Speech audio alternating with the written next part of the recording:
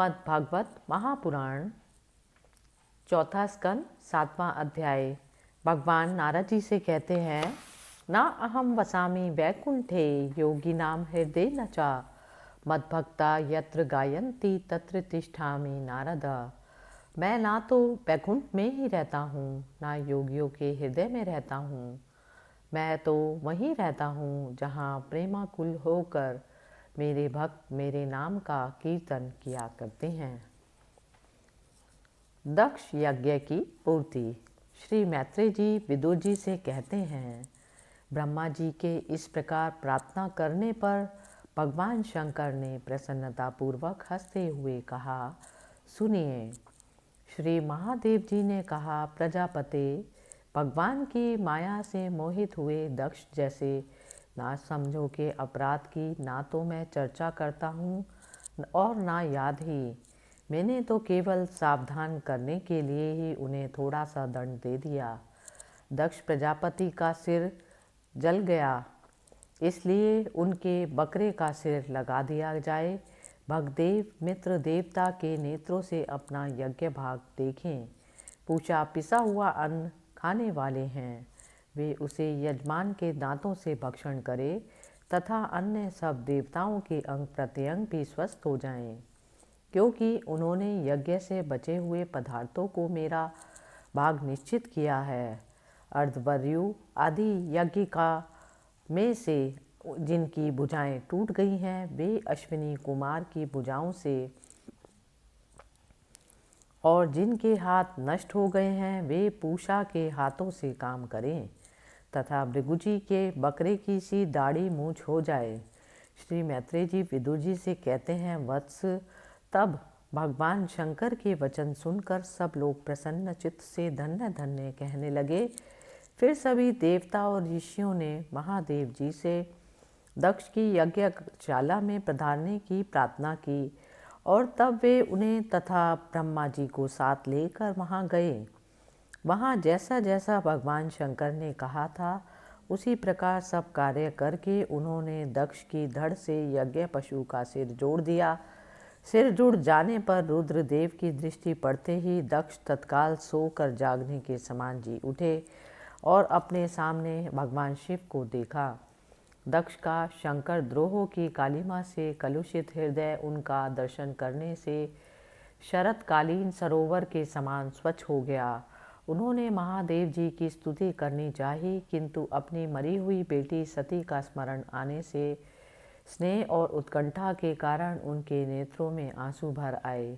उनके मुख से शब्द ना निकल सका। प्रेम से विवल परम बुद्धिमान प्रजापति ने जैसे तैसे अपने हृदय के आवेग को रोककर विशुद्ध भाव से भगवान शिव की स्तुति करनी आरंभ की। दक्ष ने कहा, भगवान, मैंने आपका अपराध किया था, किंतु आपने उसके बदले में मुझे दंड के द्वारा शिक्षा देकर बड़ा ही अनुग्रह किया है। अहो, आप श्री हरि तो आचारहीन नाम मात्र के ब्राह्मणों की भी उपेक्षा नहीं करते, फिर हम जैसे यज्ञ याग आदि करने वालों को क्यों भूलेंगे। विभो, आपने ब्रह्मा होकर सबसे पहले आत्म तत्व की रक्षा के लिए अपने मुख से विद्या तप और व्रत आदि के धारण करने वाले ब्राह्मणों को उत्पन्न किया था। जैसे चरवाहा लाठी लेकर गौ की रक्षा के लिए करता है, उसी प्रकार आप उन ब्राह्मणों की सब विपत्तियों से रक्षा करते हैं। मैं आपके तत्व को नहीं जानता था, इसी से मैंने भरी सभा में आपको अपने वाग बाणों से बेधा था, किंतु आपने मेरे उस अपराध का कोई विचार नहीं किया। मैं तो आप जैसे पूज्यतम महानुभावों का अपराध करने के कारण नरक आदि नीच लोकों में गिरने वाला था, परंतु आपने अपनी करुणा भरी दृष्टि से मुझे उबार लिया। अब भी आपको प्रसन्न करने योग्य मुझ में कोई गुण नहीं है, बस आप अपने ही उदारतापूर्ण बर्ताव से मुझ पर प्रसन्न हो। श्री मैत्रेय जी कहते हैं, आशुतोष, शंकर से इस प्रकार अपना अपराध क्षमा कराकर दक्ष ने ब्रह्मा जी के कहने पर उपाध्याय ऋतध्वज आदि की सहायता से यज्ञ कार्य आरंभ किया। तब ब्राह्मणों ने यज्ञ संपन्न करने के उद्देश्य से रुद्रगण संबंधी भूत पिशाचों के संसर्ग जनित दोष की शांति के लिए 3 पात्रों में विष्णु भगवान के लिए तैयार किए हुए पुरोडाश नामक चरु का हवन किया। विदुर जी उस हवि को हाथ में लेकर खड़े हुए। अर्धवर्यु के साथ यजमान दक्ष ने ज्यों ही विशुद्ध चित्त से श्री हरि का ध्यान किया, त्यों ही सहसा भगवान वहाँ प्रकट हो गए। बृहत एवं रथंतर नामक साम स्तोत्र जिनके पंख हैं, उन गरुड़ जी के द्वारा समीप लाए हुए भगवान ने 10 दिशाओं को प्रकाशित करती हुई अपनी अंग कांति से सब देवताओं का तेज हर लिया। उनके सामने सबकी कांति फीकी पड़ गई। उनका श्याम वर्ण था, कमर में सुवर्ण की करधनी और पीताम्बर सुशोभित थे। सिर पर सूर्य के समान दैदीप्यमान मुकुट था। मुख कमल भौरों के समान नीली अलकावली और कांति में कुंडलों से शोभायमान था। उनके सुवर्ण में आभूषणों से विभूषित 8 भुजाएं थी, जो भक्तों की रक्षा के लिए सदा उद्यत रहती हैं। 8 भुजाओं में वे शंख, पद्म, चक्र, बाण, धनुष, गदा, खड्ग और ढाल लिए हुए थे तथा इन सब आयुधों के कारण वे फूले हुए कनेर के वृक्ष के समान जान पड़ते थे। प्रभु के हृदय में श्री वत्स का चिन्ह था और सुंदर वनमाला सुशोभित थी। वे अपने उदार हास और लीलामय कटाक्ष से सारे संसार को आनंदमग्न कर रहे थे। पार्षदगण दोनों ओर राजहंस के समान सफ़ेद पंखे और चंवर डुला रहे थे। भगवान के मस्तक पर चंद्रमा के समान शुभ्र छत्र शोभा दे रहा था। भगवान पधारे हैं, यह देखकर इंद्र, ब्रह्मा और महादेव जी आदि देवेश्वरों सहित समस्त देवता, गंधर्व और ऋषि आदि ने सहसा खड़े होकर उन्हें प्रणाम किया। उनके तेज से सबकी कांति फीकी पड़ गई, जीवा लड़खड़ाने लगी। वे सबके सब सकपका गए और मस्तक पर अंजलि बांधकर भगवान के सामने खड़े हो गए। यद्यपि भगवान की महिमा तक ब्रह्मा आदि की मति भी नहीं पहुंच पाती, तो भी भक्तों पर कृपा करने के लिए दिव्य रूप में प्रकट हुए श्री हरि की वे अपनी अपनी बुद्धि के अनुसार स्तुति करने लगे। सबसे पहले प्रजापति सुनंदा आदि पार्षदों से घिरे हुए प्रजापतियों के परम गुरु भगवान यज्ञेश्वर के पास गए और अति आनंदित हो विनीत भाव से हाथ जोड़कर प्रार्थना करते हुए प्रभु के शरणापन्न हुए। दक्ष ने कहा, भगवान, अपने स्वरूप में आप बुद्धि की जागृत आदि संपूर्ण अवस्थाओं से रहित, शुद्ध, चिन्मय, भेद रहित, अतएव निर्भय है। आप माया का तिरस्कार करके स्वतंत्र रूप से विराजमान हैं। तथापि जब माया से ही जीव भाव को स्वीकार कर उस माया में स्थित हो जाते हैं, तब अज्ञानी से दिखने लगते हैं। ऋतुध्वजों ने कहा, उपाधि रहित प्रभु भगवान रुद्र के प्रधान अनुचर नंदीश्वर के शाप के कारण हमारी बुद्धि केवल कर्मकांड में ही फंसी हुई है। अतएव हम आपके तत्व को नहीं जानते, जिसके लिए इस कर्म का यही देवता है, ऐसी व्यवस्था की गई है। उस धर्म प्रवृत्ति के प्रयोजक वेद त्रयी से प्रतिपादित यज्ञ को ही हम आपका स्वरूप समझते हैं।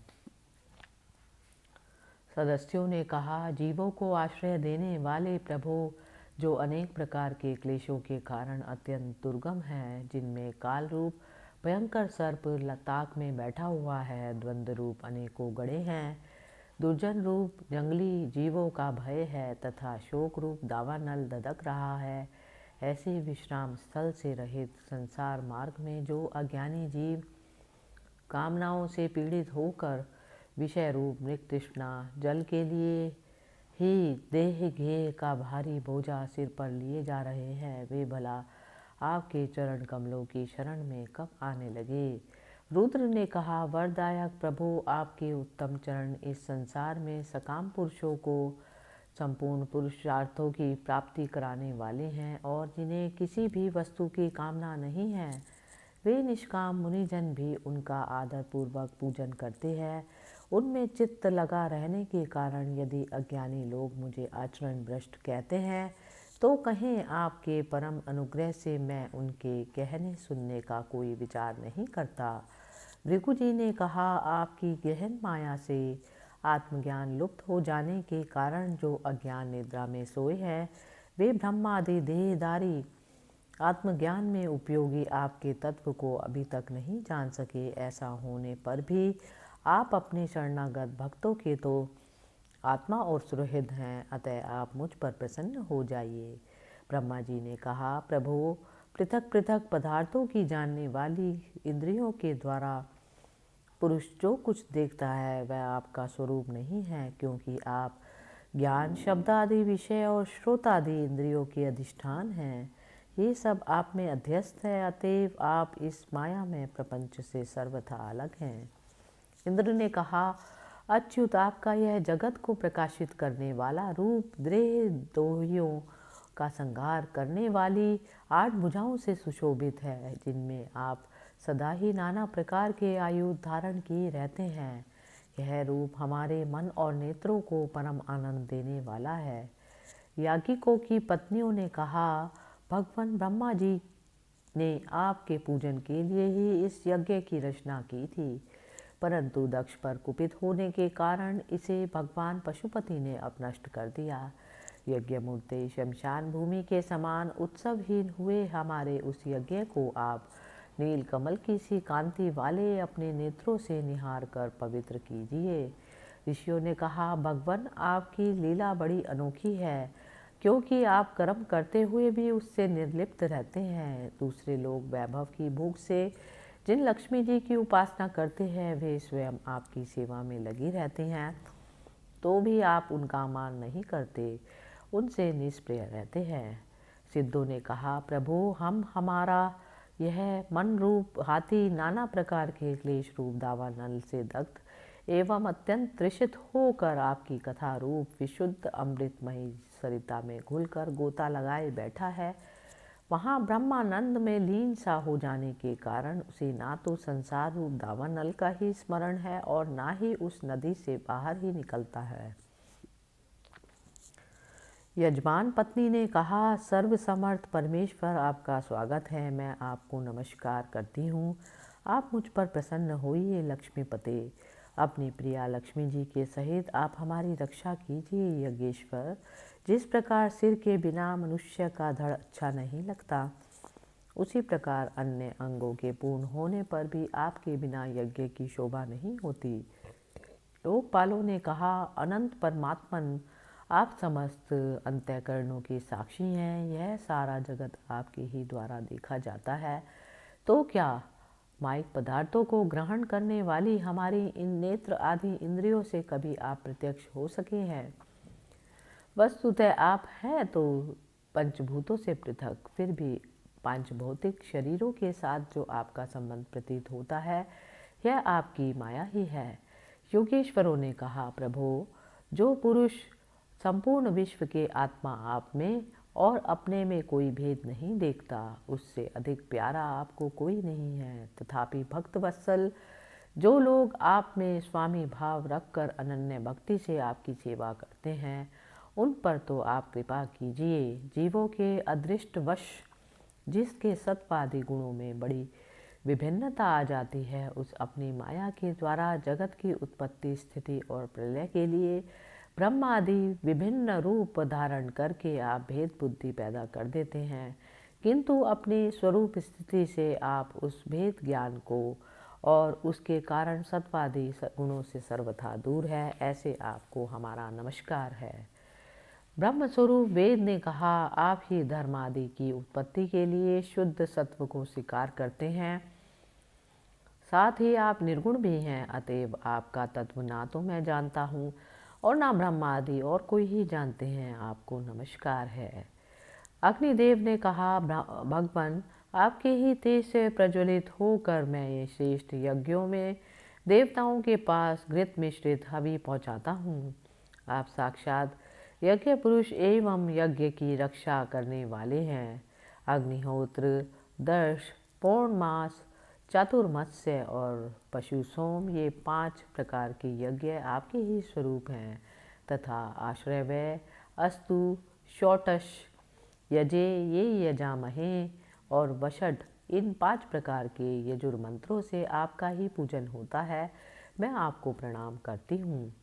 देवताओं ने कहा, देव आप आदि पुरुष हैं। पूर्व कल्प का अंत होने पर अपने कार्य रूप इस प्रपंच को उदर में लीन कर आपने ही प्रलयकालीन जल के भीतर शेष नाग की उत्तम शैया पर शयन किया। आपके आध्यात्मिक स्वरूप का जनलोकादिवासी सिद्धगण भी अपने हृदय में चिंतन करते हैं। अहो, वही आप आज हमारे नेत्रों के विषय होकर अपने भक्तों की रक्षा कर रहे हैं। गंधर्वों ने कहा, देव, मरीचि आदि ऋषि और ये ब्रह्मा, इंद्र और रुद्र आदि देवतागण आपके अंश के भी अंश हैं। महतम, यह संपूर्ण विश्व आपके खेल की सामग्री है। नाथ, ऐसे आपको हम सर्वदा प्रणाम करते हैं। विद्याधरों ने कहा, प्रभु, परम पुरुषार्थ की प्राप्ति के साधन रूप इस मानव देह को पाकर भी जीव आपकी माया से मोहित होकर इससे मैं और मेरेपन का अभिमान कर लेता है।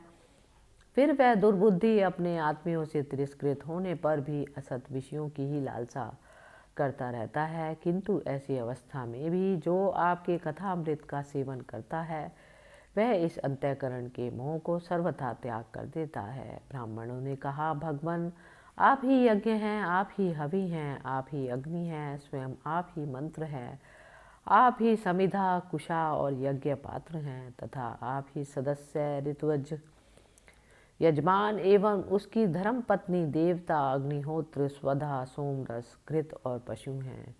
वेद मूर्ते, यज्ञ और उसका संकल्प दोनों आप ही हैं। पूर्व काल में आप ही अति विशाल वराह रूप धारण कर रसातल में डूबी हुई पृथ्वी को लीला से ही अपनी दाढ़ों पर उठाकर इस प्रकार निकाल लाए थे जैसे कोई गजराज कमलनी को उठा लाए। उस समय आप धीरे धीरे गरज रहे थे और योगी गण आपका यह अलौकिक पुरुषार्थ देखकर आपकी स्तुति करते जाते थे। यज्ञेश्वर, जब लोग आपके नाम का कीर्तन करते हैं तब यज्ञ के सारे विघ्न नष्ट हो जाते हैं। हमारा यह यज्ञ स्वरूप सत्कर्म नष्ट हो गया, अतः अब हम आपके दर्शनों की इच्छा कर रहे थे। अब हम आप हम पर प्रसन्न हो जाइए। आपको नमस्कार है। श्री मैत्रेय जी कहते हैं, भैया विदुर, जब इस प्रकार सब लोग यज्ञ रक्षक भगवान ऋषिकेश की स्तुति करने लगे तब परम चतुर दक्ष ने रुद्र पार्षद वीरभद्र के ध्वंस किए हुए यज्ञ को फिर प्रारंभ कर दिया। सर्व अंतर्यामी श्रीहरि यूँ तो सभी के भागों का भोगता है, तथापि त्रिकपाल पुरोडाश रूप अपने भाग से और भी प्रसन्न होकर उन्होंने दक्ष को संबोधन करके कहा, श्री भगवान ने कहा, जगत का परम कारण मैं ही ब्रह्मा और महादेव हूँ। मैं सबका आत्मा, ईश्वर और साक्षी हूँ तथा स्वयं प्रकाश और उपाधि शून्य हूँ। विप्रवर अपनी त्रिगुणात्मक माया को स्वीकार करके मैं ही जगत की रचना, पालन और संहार करता रहता हूँ और मैंने ही उन कर्मों के अनुरूप ब्रह्मा, विष्णु, शंकर ये नाम धारण किए हैं। ऐसा जो भेद रहित विशुद्ध पर ब्रह्म स्वरूप मैं हूँ, उसी में अज्ञानी पुरुष ब्रह्मा, रुद्र तथा अन्य समस्त जीवों को विभिन्न रूप से देखता है। जिस प्रकार मनुष्य अपने सिर और हाथ आदि अंगों में ये मुझसे भिन्न हैं, ऐसी बुद्धि कभी नहीं करता, उसी प्रकार मेरा भक्त प्राणी मात्र को मुझसे भिन्न नहीं देखता। ब्राह्मण, हम ब्रह्मा, विष्णु, महेश्वर तीनों स्वरूपतः एक ही हैं और हम ही संपूर्ण जीव रूप हैं। अतः जो हम में कुछ भी भेद नहीं देखता वही शांति प्राप्त करता है। श्री मैत्रेय जी कहते हैं, भगवान की इस प्रकार आज्ञा देने पर प्रजापतियों के नायक दक्ष ने उनका त्रिकपाल यज्ञ के द्वारा पूजन करके फिर अंगभूत और प्रधान दोनों प्रकार के यज्ञों से अन्य सब देवताओं का अर्चन किया।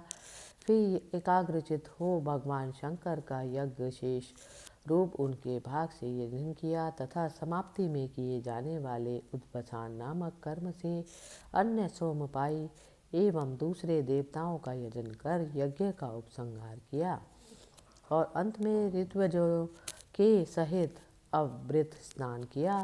फिर जिन्हें अपने पुरुषार्थ से ही सब प्रकार की सिद्धियां प्राप्त की थी, उन दक्ष प्रजापति को तुम्हारी सदा धर्म में बुद्धि रहे ऐसा आशीर्वाद देकर सब देवता स्वर्गलोक को चले गए। विदुर जी, सुना है कि दक्ष सुता सती ने इस प्रकार अपना पूर्व शरीर त्याग कर फिर हिमालय की पत्नी मेना के गर्भ से जन्म लिया। जिस प्रकार प्रलय काल में लीन हुई शक्ति सृष्टि के आरंभ में फिर ईश्वर की ही आश्रय लेती है, इसी प्रकार अनन्य परायणा श्री अंबिका जी ने उस जन्म में भी अपने एकमात्र आश्रय और प्रियतम भगवान शंकर को ही वर्ण किया। विदुर जी, दक्ष यज्ञ का विध्वंस करने वाले भगवान शिव का यह चरित्र मैंने बृहस्पति जी के शिष्य परम भागवत उद्धव जी के मुख से सुना था। कुरुनंदन श्री महादेव जी का यह पावन चरित्र यश और आयु को बढ़ाने वाला तथा पाप पुण्य को नष्ट करने वाला है।